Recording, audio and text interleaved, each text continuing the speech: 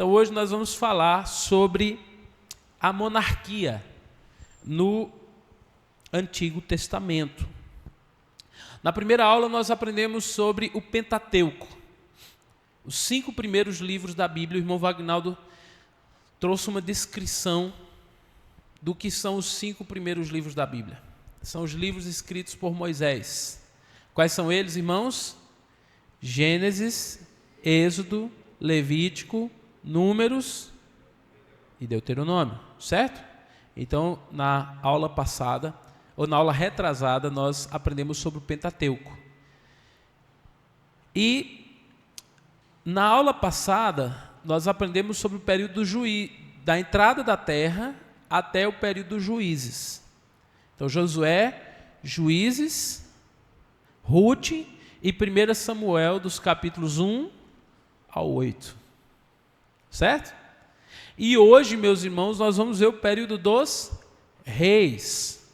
Qual é o período dos reis? 1 Samuel, do capítulo 9 em diante, 2 Samuel, 1 e 2 Crônicas, 1 e 2 Reis. Tá bom? E nós vamos falar um pouco sobre esse período da monarquia. Monarquia. Eu quero que você abra a sua Bíblia em 1 de Samuel, capítulo 8, verso 7. 1 Samuel, capítulo 8, verso 7,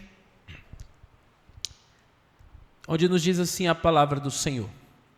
E o Senhor disse a Samuel: atenda a voz do povo em tudo que lhe pedem, porque não foi a você que o rejeitaram, mas a mim, para que eu não reine sobre eles. Qual é o objetivo geral da nossa aula de hoje? É compreender como que se desenvolveu esse período da monarquia em Israel. O que é monarquia, meus irmãos? Monarquia é o governo de um, ou seja, é nada mais do que a existência de um rei, de um soberano sobre aquele estado, sobre determinado território. Até 1 Samuel capítulo 8, e isso é repetido várias vezes no livro de Juízes, não havia um rei em Israel, não havia um poder centralizado em Israel. Até esse momento que nós acabamos de ler aqui, em que o povo encurrala o profeta Samuel e pede ao profeta Samuel um rei. E é interessante que o profeta Samuel fica muito desgostoso, muito irado com o povo, porque o povo não somente pede um rei, o povo pede um rei à semelhança das nações, as nações vizinhas. E aqui Samuel comparece diante de Deus, e Deus diz a Samuel: atenda a voz do povo em tudo que eles pedem, porque não foi a vocês que rejeitaram, mas a mim, para que eu não reine sobre eles. O problema do período de Juízes, que nós vimos aqui na semana passada, que foi um período de quê? Instabilidade. Foi um período de distanciamento completo de Deus. O problema de Juízes não foi a ausência de um rei humano. O problema de Juízes foi que o povo de Israel rejeitou Deus como seu rei, como soberano sobre as suas vidas. Certo? Irmãos, eu queria refletir com os irmãos um pouco sobre isso. Porque a monarquia em Israel, ela não surge de forma repentina. Ela é, ao mesmo tempo, resultado da soberania de Deus e também resposta ao pecado humano. Desde o período anterior, que nós vimos na aula passada, nós percebemos que algo está profundamente desajustado no meio do povo de Deus. O livro de Juízes, se alguém puder abrir sua Bíblia em Juízes, capítulo 21, versículo 25, ele termina com uma frase. Vamos ler todos juntos aqui, na projeção? Naqueles dias, cada um fazia. Então o livro de Juízes, ele conclui com essa constatação: naqueles dias não havia rei em Israel. Cada um fazia o que dava na conta, cada um fazia o que achava certo. E essa afirmação, ela não é só um diagnóstico político, não é somente dizer assim, ó, não tinha um rei. É, acima de tudo, espiritual. Não havia um rei humano.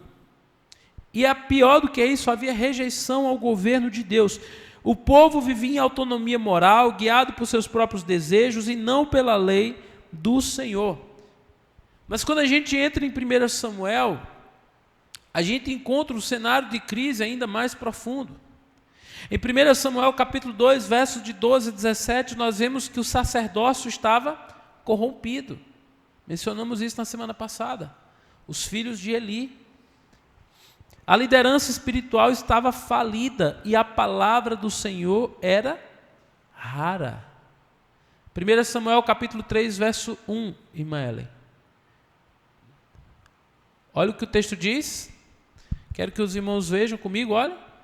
Naqueles dias, a palavra do Senhor era muito rara. Veja, meus irmãos, quando nós permitimos que o pecado entre em nossas vidas, quando nós queremos andar segundo nossas próprias vontades, quando nós buscamos uma autonomia em relação ao nosso Deus, nós deixamos de ouvir a sua voz. Nós deixamos de ouvir a voz do Senhor. E a pior coisa que pode acontecer para o povo de Deus é deixar de ouvir a voz do seu Deus. Eu diria que a pior coisa que pode haver e que pode acontecer. E é por isso que havia tantos problemas em Israel, porque eles deixaram de ouvir a voz do Senhor. Ou seja, aqui há um colapso completo. Há um colapso religioso. Os sacerdotes estão corrompidos. Há um colapso moral. O povo está longe do Senhor e vivendo em pecado. Mas há também um colapso espiritual. E é nesse contexto que surge o clamor por um rei. O povo, ao invés de se voltar para Deus, eles querem um homem que vai resolver os seus problemas. E eu fico pensando, irmãos, vamos aplicar isso à nossa realidade hoje. Nós vivemos em um país que também passa por um colapso religioso, moral e espiritual. Nós vivemos em um tempo em que a voz do Senhor é rara. Mas nós, ao olharmos para a nossa nação, nós vemos que as pessoas estão em busca de um homem ou de homens para resolver o seu problema. Nós temos um sentimento de que a solução para o problema do povo vem da política. E foi esse mesmo sentimento que existia em Israel naquela época. Não que a política não seja importante, nós devemos nos envolver, devemos compreender, devemos buscar a cidadania, mas nós não devemos, como povo de Israel, depositar as nossas esperanças em homens. Nós devemos nos voltar para Deus. E aqui está o ponto central. O desejo por um rei não era errado em si. Você já parou para pensar nisso? O povo, ele pede um rei. Era errado desejar um rei? Não, não era errado. Por quê? Porque a própria palavra de Deus, Deuteronômio 17:14, ela já tinha previsto isso. Que no futuro Deus iria estabelecer um rei em Israel. O problema era a motivação. Era a motivação pela qual o povo desejava um rei. O povo não queria um rei para melhor obedecer a Deus, mas para se parecer com as outras nações. Olha o que diz a palavra de Deus. Quando vocês entrarem na terra que o Senhor, seu Deus, está dando a vocês, para que dela tome posse, estiverem morando nela, e disserem, poremos sobre nós um rei, tal como todas as nações que estão ao nosso redor. Então Deus já havia anunciado, Moisés já havia profetizado que isso iria acontecer. Verso 15. Vocês certamente porão como rei sobre vocês aquele que o Senhor, seu Deus, escolher. homem estranho que não seja do meio dos seus compatriotas, vocês não devem pôr como rei, e sim um dos seus compatriotas. Porém, esse rei não deve multiplicar para si cavalos, nem fazer o povo voltar ao Egito, pois o Senhor já lhes disse, nunca mais vocês devem voltar por esse caminho. Esse rei também não deve tomar para si muitas mulheres, para que o seu coração não... Com quem que vai acontecer isso, irmãos? Qual é o rei que vai fazer justamente o que Deus disse que o rei não podia fazer? Daqui a pouco a gente fala sobre ele. Nem deve acumular muito ouro e prata para si. Também, quando se assentar no trono do seu reino, mandará escrever num livro uma cópia desta lei, feita a partir do livro que está com os sacerdotes levitas. O rei terá esse livro consigo, e nele lerá todos os dias da sua vida, para que aprenda a temer o Senhor seu Deus, a fim de guardar todas as palavras desta lei e estes estatutos para se cumprir. Ele fará isso para que seu coração não se exalte sobre os seus irmãos, e não se desvie do mandamento, nem para a direita nem para a esquerda. Assim prolongará os dias no seu reino, ele e os filhos dele no meio de Israel. Então Deus já tinha deixado claro, olha, vocês vão querer um rei, e eu vou descrever como que vocês devem escolher, qual é o perfil desse rei, e o que esse rei deve fazer depois que ele sentar no trono. E quando a gente está lendo esses versículos, e a gente começa a lembrar da história dos reis de Israel, a gente vê que eles falharam justamente naquilo que o Senhor ordenou que eles fizessem. Certo? Então, quando a gente olha para isso, a gente percebe, irmãos, que não havia um problema em ter um rei, o problema era a motivação do coração do povo. E aí, nós começamos aqui o período da monarquia a partir do capítulo 9 de 1 Samuel. Quem foi o primeiro rei de Israel? O primeiro rei de Israel, meus irmãos? Saul. Saul foi o primeiro rei de Israel. E Saul ele foi escolhido como rei ali por volta do ano 1050 antes de Cristo. Saul, meus irmãos, ele surge como resposta imediata ao desejo do povo. No capítulo 8, verso 7, o povo clama por um rei. No capítulo 9, Deus dá o rei para eles. E é interessante, e eu quero pensar com os irmãos um pouco sobre isso. Se você fosse escolher um rei, quais os atributos, quais as características que você iria procurar nesse rei? Vamos lá. Fosse bom para o povo, que ajudasse o povo. O que mais, irmãos? Ok, ajudasse na parte econômica, né? Tinha que ser um economista, irmão. Tinha que ser justo, um homem justo. O que mais? Temesse a Deus. Conservador, olha, levantou ali o conservador. O que mais, irmãos? Entendesse sobre estratégia militar, defesa, né? Muito bem. Algumas das características, né? Mas tem outras características que a gente pode pensar. Vamos pensar um pouco sobre Saul, né? Vamos pensar um pouquinho no Saul. Os irmãos se lembram das características de Saul? Alguém se lembra quais eram as características de Saul? Primeiro, ele era um homem mais alto e forte. Então já impunha respeito, né? Alto e forte. O texto bíblico diz que do pescoço para cima ninguém era como ele em Israel. O homem era boa pinta, era bonito. Olha só, né? Então Saul, ele era alguém que, segundo as características fenotípicas que chamam a atenção dos homens, ele chamava a atenção. Ele era aquele tipo de rei que a gente vê nas histórias da Disney, né? Não tem o príncipe encantado?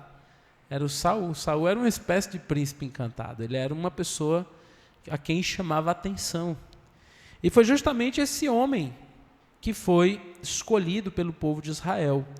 1 Samuel capítulo 9, verso 2. Diz o texto.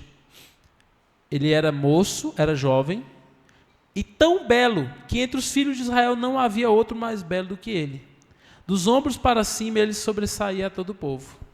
Já pensou? Essa era a característica de Saul, primeiro rei de Israel. Mas a trajetória dele revela uma desconexão profunda com Deus.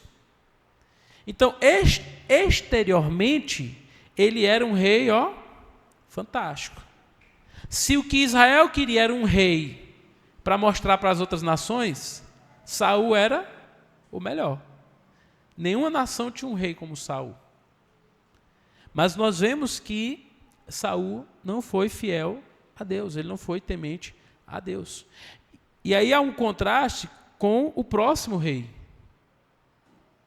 Porque o próximo rei, se Saul ele é o mais alto, o próximo rei é o menor de sua casa. Se Saul é belo, é o mais belo de todos, Davi era aquele que não era, não que Davi fosse feio, o texto bíblico diz que Davi também era um homem de boa aparência, mas ele era desprezado. Tanto que quando Samuel chega lá para ungir Davi está lá cuidando das ovelhas do pai, no anonimato, e Samuel diz uma palavra que fica guardada, quando ele diz assim: o Senhor não vê como o homem vê, pois o homem vê o exterior, a aparência, Saul, mas Deus vê o coração. E aqui a gente já tem um contraste entre o rei que o povo quer e o rei que o povo precisa. Muitas vezes nós nos apegamos com aparência, com características humanas, talvez status, poder, recursos. Mas o que Deus procura num rei é um coração alinhado com o dele, que era o caso de Davi. Amém, irmãos? Então, a gente vê que Saul ele falha. A primeira grande falha de Saul ocorre quando pressionado pelas circunstâncias, 1 Samuel 13, de 8 a 14. A gente não tem como aprofundar em cada um desses textos, porque é panorama. Panorama a gente tem que ter uma visão geral. Mas em 1 Samuel 13, de 8 a 14, o que é que ele faz?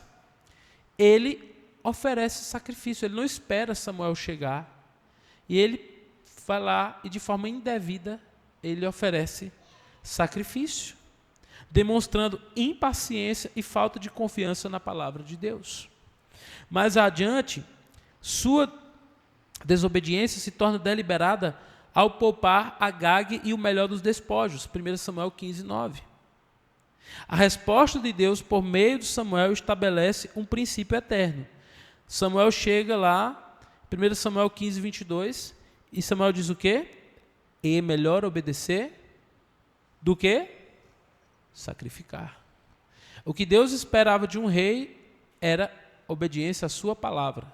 Nós acabamos de ler o texto de Deuteronômio. O que Deus tinha dito? Que o rei, ao se assentar no trono, ele deveria ir até os sacerdotes, pedir uma cópia do livro. O que é o livro, irmãos? É a Torá, é o Pentateuco, os 5 primeiros livros do Antigo Testamento. E ele deveria ler diariamente o livro da lei para que ele pudesse guardar os estatutos e mandamentos do Senhor, para que ele não pecasse contra Deus. E Saul, ele desobedece a Deus. Ele não confia nos mandamentos de Deus. Saul chega a reconhecer seu erro, mas a sua confissão revela o seu coração. 1 Samuel 15, 24. Vamos todos juntos? Então Saul disse a Samuel: pequei, pois transgredi o mandamento do Senhor e as palavras que você falou. Por quê? Temi o povo e dei ouvido à voz deles. E aqui, irmãos, olha, não vou entrar nessa discussão, Mas parece que Saul ele estava querendo assim, trazer uma democracia para Israel. Democracia é o quê? É o governo do povo. Saul temeu o povo e fez a vontade da maioria. E pecou contra Deus. Porque o que Deus queria para Israel era teocracia. O que é essa teocracia? Era o povo submisso à lei de Deus. Mas Saul temeu o povo. Ele fez uma escolha política. Ele procurou fazer o que era a vontade da maioria, agradar os homens, e desobedeceu ao Senhor. E o reinado dele termina de forma trágica, lá em 1 Samuel capítulo 31, versos de 4 a 6, com a morte de Saul.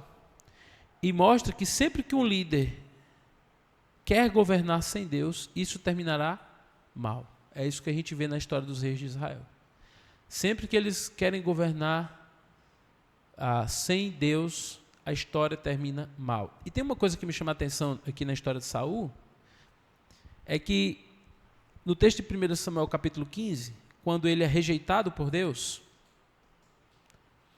diz que Samuel diz, olha, eis que hoje eu tiro o trono da tua família. Qual é a resposta de Saul? A resposta de Saul para Samuel é a seguinte: peço-te que venha comigo e me honre diante do povo.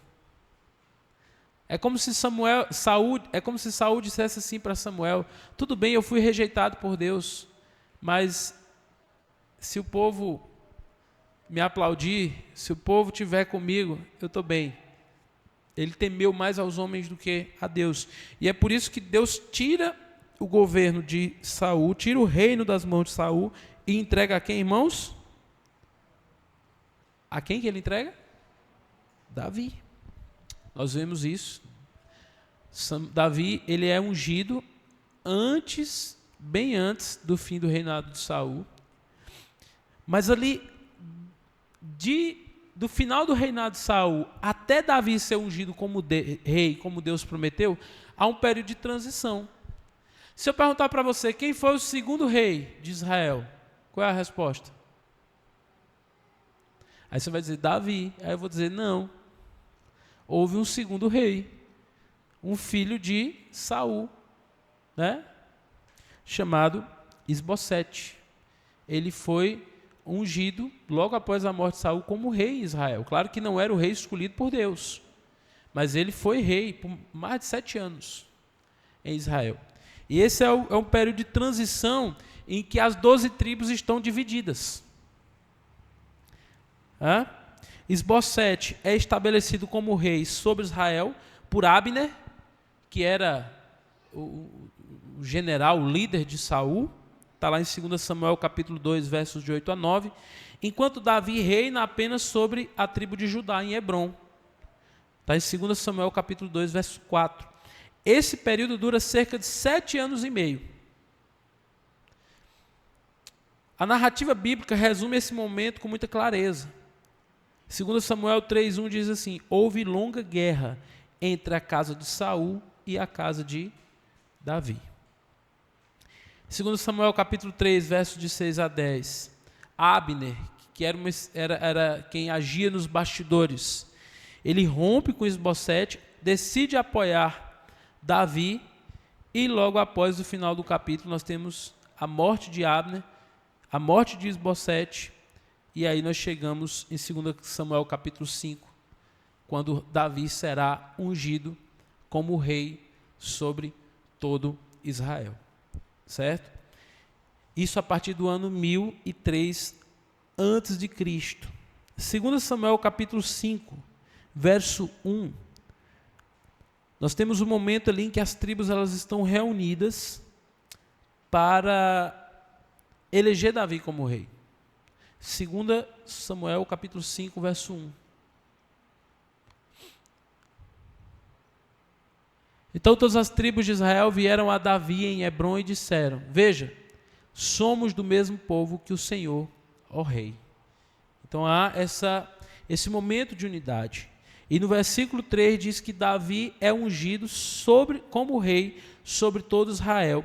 E finalmente nós temos o período aqui de o reino unido sobre a liderança de Davi, como Deus havia prometido. Uma das primeiras coisas que Davi faz, assim que ele é ungido como rei, ele invade a cidade de Jerusalém, né?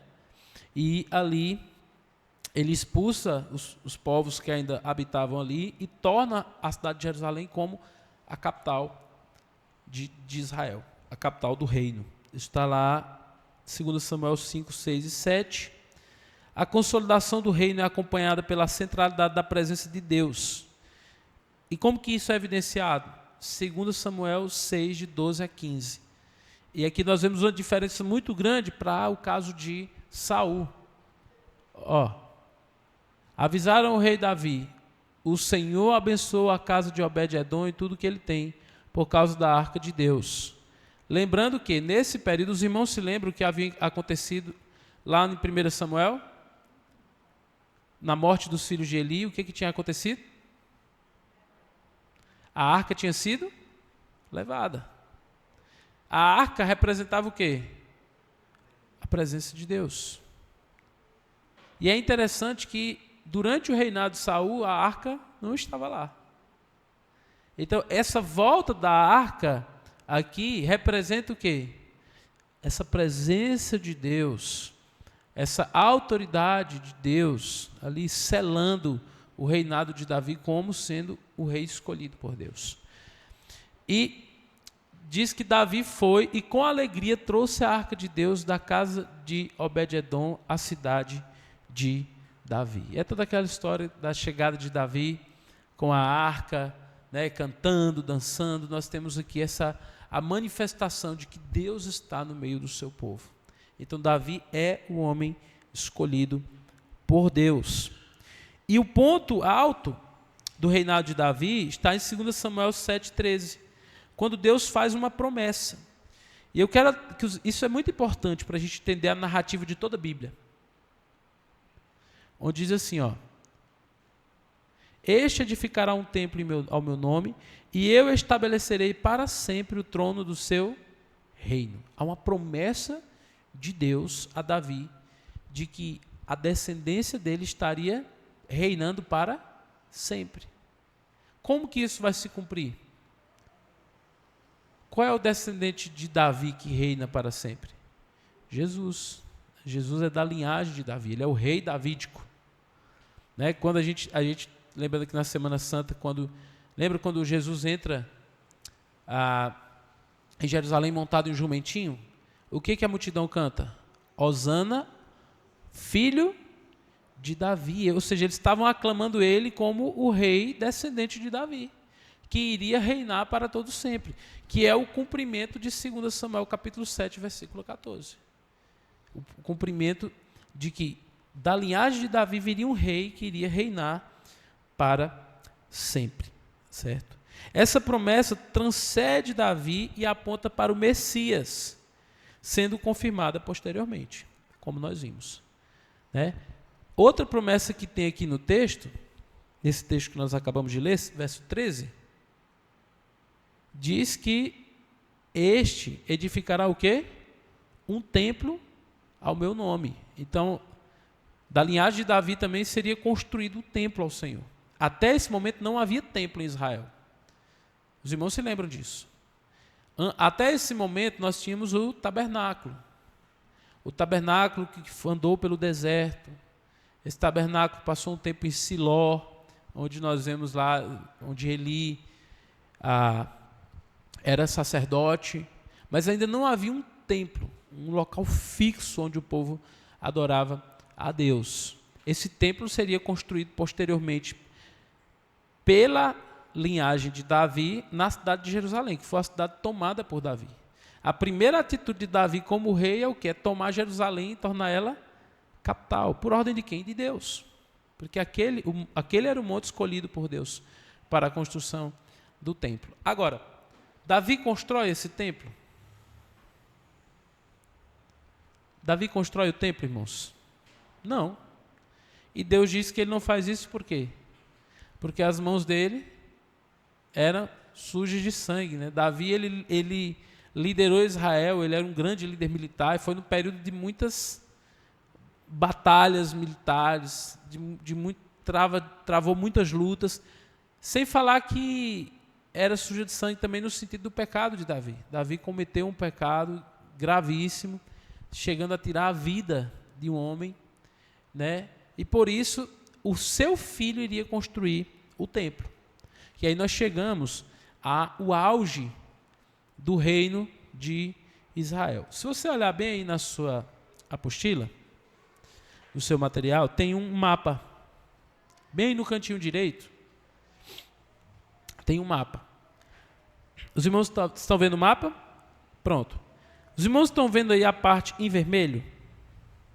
Essa parte em vermelho, que pega aí, especialmente essa região ali em torno de Jerusalém, ao sul ela vai até Hebrom e ao norte até a cidade de Dan. Essa parte em vermelho era o reino de Israel na época de Saul. Então, esse aí foi o primeiro reino. Quando Davi assume, ele faz várias conquistas militares e ele mais que dobra o tamanho do reino de Israel. Aí nós temos a parte azul, os irmãos estão vendo? Essa parte aí é a parte do reino de Israel na época de Davi, certo? Que Davi consegue aumentar em muito o tamanho do reino de Israel. Mas o ápice, o período de maior glória, de maior extensão, que é conhecido por muitos como o Império Hebreu, foi o período do rei Salomão. E aí os irmãos têm o terceiro mapa aí, que é o que está em laranja. Todo mundo conseguiu entender aí, né? E aí a gente tem o período de maior glória do reino de Israel, é esse período aí liderado por Salomão, certo? E aí nós vemos Salomão. Salomão, meus irmãos, é o filho de Davi com quem? Com Betseba, a filha ou a esposa do Eteu, que Davi mandou tirar a vida, né? E foi com ela que Davi cometeu adultério. Depois ela veio a se tornar esposa de Davi e o seu filho veio a se tornar rei em Israel. Quando nós começamos a ler, é interessante que em 1 Reis, no capítulo 2, nós temos a morte de Davi. Davi chama Salomão e ele faz ali um último apelo a Salomão, que Salomão tenha coragem, que ele seja homem e que ele lidere o povo de Deus. Davi morre, Salomão assume o reinado, e é interessante que quando Salomão assume o reinado, ele começa com humildade. No capítulo 3 nós temos aquela história, né? As professoras aqui já contaram muito para as crianças, em que Deus aparece para Salomão, ele concede um pedido. E o que Salomão pede? Sabedoria a Deus. E Deus disse: olha, tu poderias me pedir fama e riqueza. Como foste humilde e pediu sabedoria, eu lhe darei sabedoria, fama e riqueza. O governo de Salomão, irmãos, é um governo marcado por paz e prosperidade. Não havia guerras. Esse período é conhecido como o Império Hebreu. Foi o período de maior expansão e maior glória do reino de Israel. Além disso, foi nesse período que houve a construção do templo. 1 Reis capítulo 6, que simboliza o ápice da centralidade de Deus em Israel. No entanto, sua fidelidade não se mantém. Seus muitos casamentos o conduzem à idolatria. 1 Reis capítulo 11 diz que Salomão, ele teve algumas mulheres, algumas poucas, viu, João Lucas, né? 700 esposas e 300 concubinas, né? E ele fez várias alianças com outros povos, casou com mulheres filhas de reis.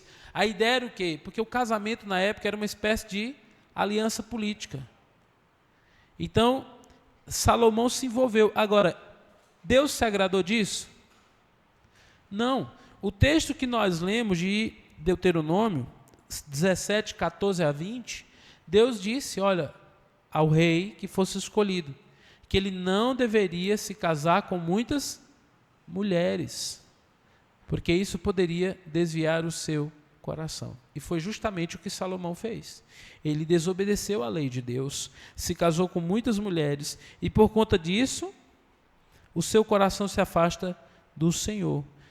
1 Reis 11:4 diz o quê? O seu coração não era perfeito para com o Senhor. E como consequência, Deus declara: certamente rasgarei de ti esse reino. 1 Reis 11:11. Ou seja, por conta do pecado de Salomão, da desobediência de Salomão, Deus diz que vai rasgar o reino. Ou seja, eu vou dividir o reino, porque você não foi fiel. E aqui nós vemos uma coisa interessante. A desobediência e o pecado sempre trará consequências. Sempre trará consequências. E aí nós chegamos no período da divisão. Até Salomão era um único reino, era um reino unido. Era um reino unido. Os irmãos se lembram daquele salmo? O Salmo 133, o que diz lá? Ó, quão bom e quão suave é que os irmãos vivam em união. Quem é o autor desse salmo? Davi. Alguns intérpretes do Antigo Testamento vão dizer que Davi compôs esse salmo em Hebrom. Quando o povo de Israel que estavam dividido, uma parte sobre a casa de Davi e outra sobre a casa de Saul, quando eles resolveram se unir de novo.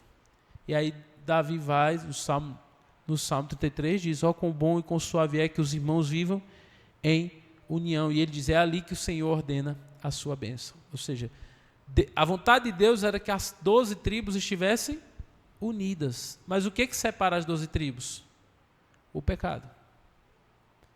E aqui, nesse caso, o pecado de Salomão. Salomão, no final da vida, ele parte para a idolatria, ele desobedece a Deus, e por causa disso o reino é dividido. Quando que esse reino é dividido? Não com Salomão em vida, mas logo após a sua morte, quem que assume o reinado? 1 Reis capítulo 11, o seu filho Roboão. Estou um pouco rápido, né, irmãos? Está dando para acompanhar? A ideia é panorâmica mesmo. O filho dele, Roboão. E Roboão é um nome complicado, né? De botar no Roboão. Você colocaria esse nome no seu filho, Roboão? Né? E Roboão, ele faz algo. Quando ele assume a liderança do povo de Israel, diz que o povo já estava sobrecarregado pelos pesados tributos e trabalhos forçados que vinha do final do reino de Salomão. Então era um período de que o povo estava insatisfeito. Sabe, hoje em dia que você vai lá no supermercado, você percebe que está tudo aumentando, aí você percebe que trabalha muito, mas seus rendimentos são poucos, é muito imposto. Você vai abastecer o carro, está quase R$8 o litro de gasolina, aí você já começa a ficar chateado, né? Se você pudesse, você ia lá e derrubava o governante. E era assim que o povo estava. O povo já estava insatisfeito, porque no final do reinado de Salomão, havia muitos impostos, muitos tributos. Só que o que acontece? Quando Roboão assume, os anciãos de Israel, que eram os conselheiros de seu pai, eles chegam lá em 1 Reis capítulo 12, verso 7, e diz assim, ó, se hoje te fizeres servo deste povo, eles te servirão para sempre. É como se eles dissessem, olha, diminua a carga de impostos, facilite a vida do povo, e o povo vai amar você. Só que o que Salomão faz? Roboão faz? Ao invés de ouvir a voz dos conselheiros, ouve a voz dos seus amigos jovens, né? E aí diz o texto que ao ouvir a voz dos jovens, verso 1 Reis 12, 14, meu pai vos castigou com açoites, eu vos castigarei com escorpiões. E diz que ele aumenta então os tributos e gera ainda mais opressão sobre o povo. Agora eu quero que os irmãos pensem o seguinte: naquela época o reino era muito grande, e a insatisfação era tão grande quanto o reino. E aí, vamos voltar no mapinha? Tá o mapinha aqui, rapaz, essa irmã é uma benção, hein? Onde que Roboão, onde que era a sede do governo de Israel? Jerusalém. Só que os irmãos estão vendo tanto de território lá para cima? E o que é que começa a acontecer lá para o norte? Com essa história? O que é que começa a acontecer, irmãos? Começa a acontecer motins, divisão. E há uma pessoa lá, um homem chamado Jeroboão. Jeroboão, ele vai usar da sua influência, era uma espécie de sindicalista da época, né? E ele se levantava no meio do povo e dizia assim: olha, Salomão está colocando altos impostos e tributos sobre vocês. Nós somos oprimidos por essa linhagem de Davi.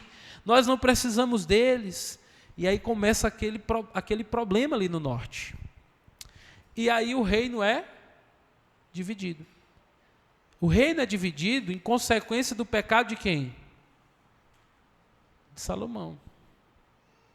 Então foi Deus quem endureceu o coração de Roboão, levantou Jeroboão, foi uma espécie de disciplina de Deus.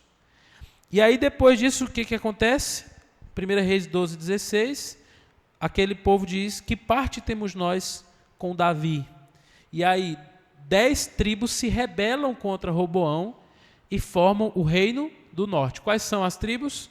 Todas elas menos 2. Menos Judá e Benjamim. As outras, todas formam um outro reino. Os irmãos conseguem entender? Então, a unidade do povo de Deus é quebrada. E isso já havia sido anunciado. O que foi que Deus disse para Salomão? Rasgarei o teu reino de ti. É isso que aconteceu. A disciplina de Deus. Aí nós entramos no outro período. Até aqui nós chamamos do período do reino unido de Israel. Era um só reino. Daqui em diante, nós temos o período do reino dividido. Certo? E aí vão surgir 2 reinos. No sul, nós temos o reino de Judá, capital do reino Jerusalém, e no norte nós temos o reino de Israel. A capital se tornaria Samaria, né? Posteriormente. Então surgem esses 2 reinos. Vamos falar um pouquinho sobre esses 2 reinos para os irmãos entenderem? O reino do norte, chamado Israel, ele já nasce marcado pela apostasia espiritual. Qual é o grande problema? Lá no sul, eles ainda tinham o templo, tinham os sacerdotes, tinha adoração. Aqui no norte, não. E aí aconteceu algo, irmãos. Jeroboão, ele enfrenta um dilema político. Ele sabe que Davi era muito querido pelo povo, embora o povo não gostasse de Roboão. E ele sabe que o povo de Deus, todos os anos, no período das festas, o que eles faziam? Eles tinham que descer até onde? Jerusalém, para adorar a Deus.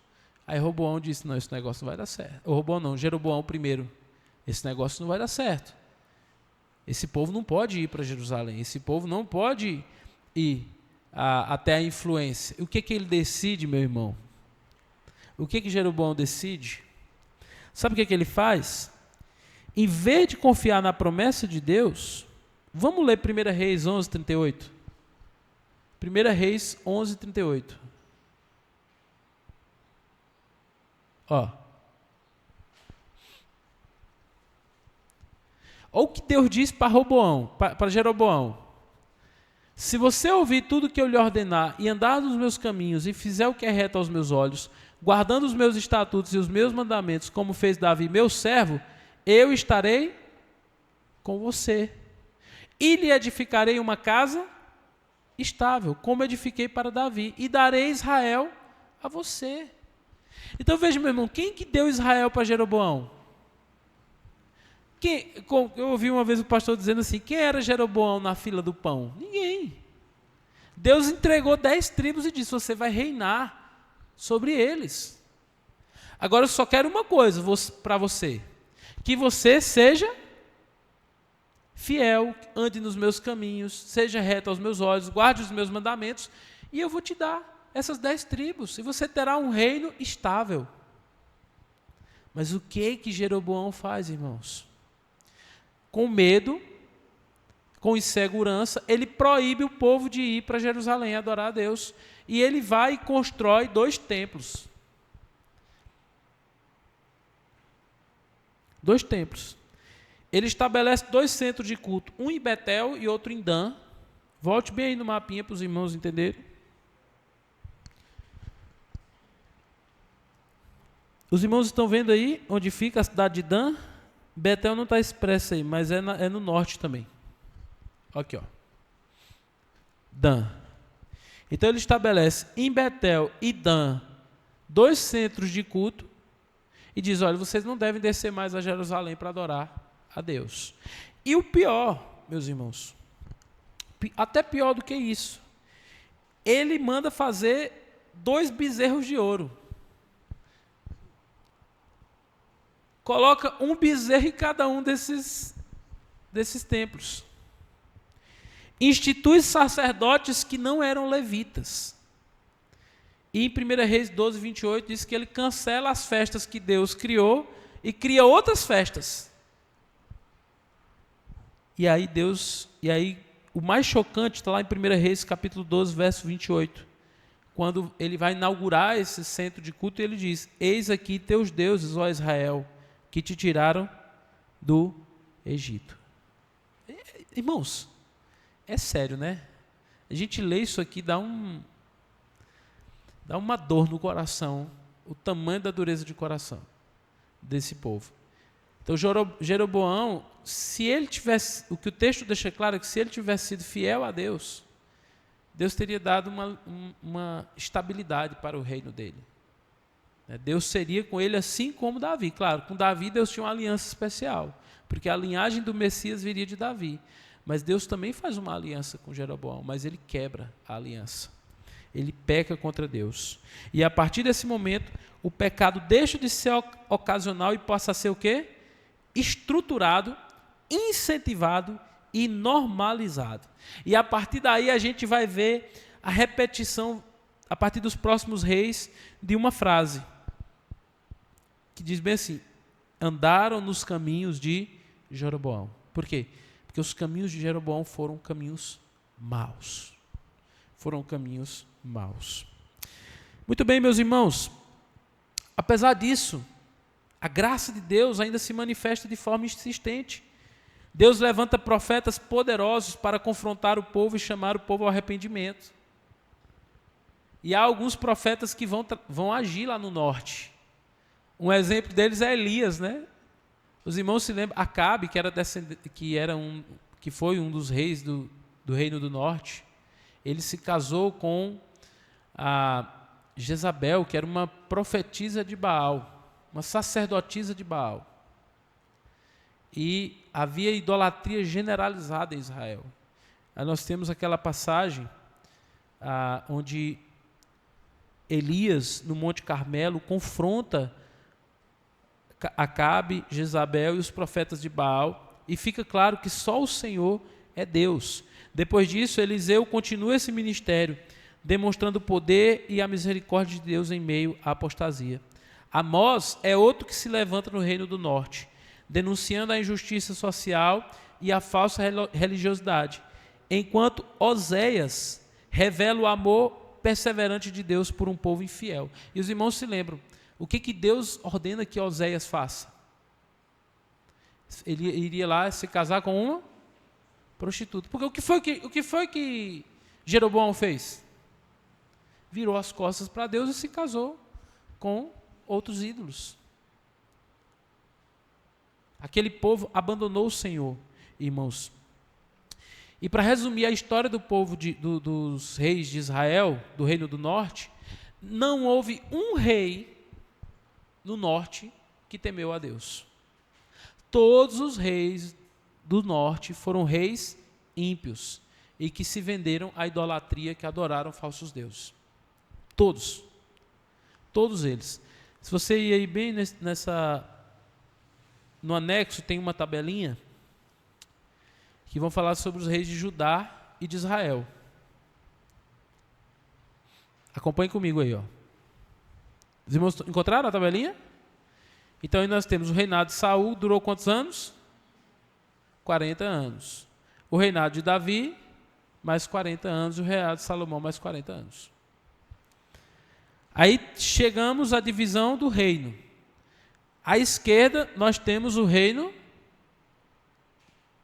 do sul, que é a linhagem de Davi. E à direita nós temos o reino do norte, que começou lá com Jeroboão I. Olha que interessante, irmãos, para a gente dar uma olhada nessa tabelinha. Na tabelinha dos reis de Judá e Israel. Do lado direito, os irmãos estão vendo aí, ó, em preto, mostra os reis que desagradaram a Deus. Em verde, os que agradaram a Deus. E em vermelho, aqueles que agradaram a Deus por um tempo, mas depois desobedeceram. Do lado de Israel, quantos reis agradaram a Deus? Nenhum. Por quê? Porque eles abandonaram o Senhor. Abandonaram o Senhor. Do lado de Israel, nenhum deles agradou a Deus. E aí a gente chega, o que isso vai gerar? Pode deixar nessa tabelinha aí, Ellen, por favor. A gente chega lá em 722 a.C., Deus levanta o império da Assíria, que conquista Israel e leva o povo para os exílios. E esse momento marca o fim do reino do norte. Nós vamos ver mais à frente que o reino de Judá também é exilado, mas eles voltam. O reino do norte nunca há um retorno do exílio. O que acontece é que a partir do momento que os assírios eles dominam Israel, eles trazem outros povos ali e há uma mistura, porque esse povo que pertencia a essas 10 tribos, eles acabam se misturando com outros povos e dão origem a quem? Os samaritanos. Os irmãos se lembram dos samaritanos no Novo Testamento? Por que os judeus tinham tanta rixa com os samaritanos? Por quê, meus irmãos? Porque eles consideravam eles impuros, era um povo mestiço, eles acabaram se misturando com outros povos. Os irmãos se lembram, só dando um insight aqui para a gente entender lá no Novo Testamento, quando Jesus conversa com a mulher samaritana, o que ela fala para Jesus? Nós adoramos nesse monte, mas os judeus adoram em Jerusalém. Por que ela fala isso? Por causa do que acontece aqui. Lembra? Jeroboão I, ele não permite mais que o reino do norte vá a Jerusalém adorar a Deus. Há uma separação desse povo. E é por isso que eles tinham tanta rixa um com o outro. Assim como o reino do norte com o reino do sul, os samaritanos, que são uma espécie de povo mestiço, de judeus com outras nações, eles não vão ser queridos pelos judeus que se consideravam, entre aspas, puros. Tá? E agora, para concluir, meus irmãos, o reino do sul. Diferente do reino do norte, o reino do sul, Judá, inicia sua trajetória com privilégios espirituais importantes. Jerusalém permanece como centro de adoração, o templo continua ativo e, sobretudo, a linhagem de Davi é preservada, mantendo viva a promessa de um rei eterno. No entanto, esses privilégios não resultaram em fidelidade a Deus. Logo nos primeiros anos, sob a liderança de Roboão, o povo se desvia adotando práticas idólatras. E ao longo de sua história, Judá vive uma constante oscilação espiritual. Há momentos em que o povo, em que o rei se voltava para Deus, e outros momentos haviam reis que iam para a idolatria. Reis como Asa, Josafá, Ezequias e Josias promovem retornos significativos ao Senhor, restaurando o culto e confrontando a idolatria. Por exemplo, na época do rei Josias, os irmãos se lembram. Eles encontraram, perdido no templo, o livro da lei. Muitas vezes o povo se afastava, o povo se desviava. Lá em 2 Reis, capítulo 22, nós temos esse momento no reinado de Josias, em que há a redescoberta da lei. Aquilo provoca arrependimento e renovação, mas há um padrão.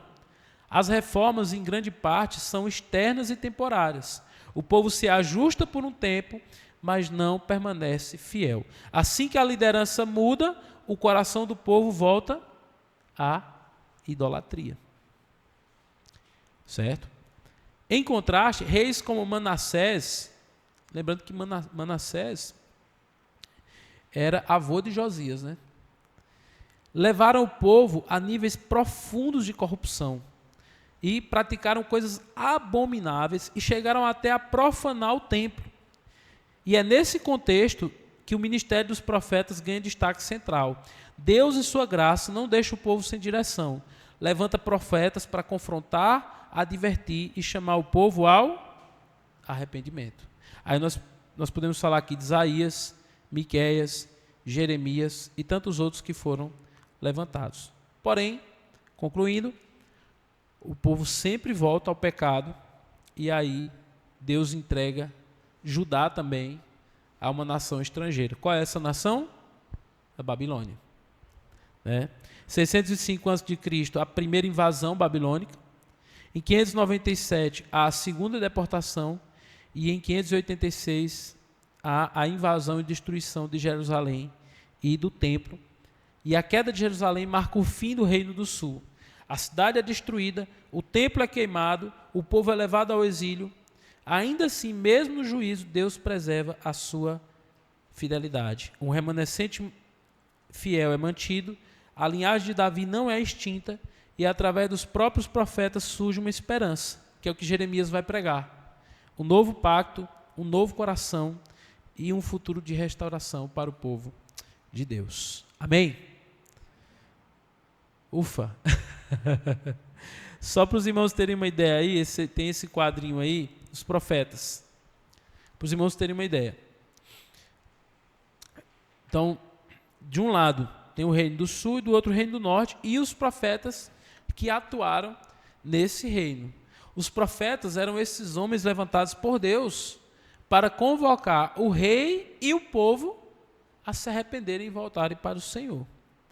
Então, no reino do norte, nós temos aí profetas como, alguém está vendo aí?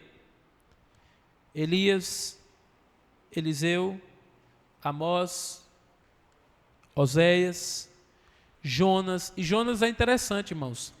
Jonas, os irmãos se lembram que Jonas é convocado, mandado por Deus para pregar arrependimento à cidade de Nínive. Nínive era a capital de qual império? A Síria. Por que Jonas não quer ir? Os irmãos se lembram? Porque a Síria é justamente o império que invade a cidade de Samaria e destrói a cidade de Samaria.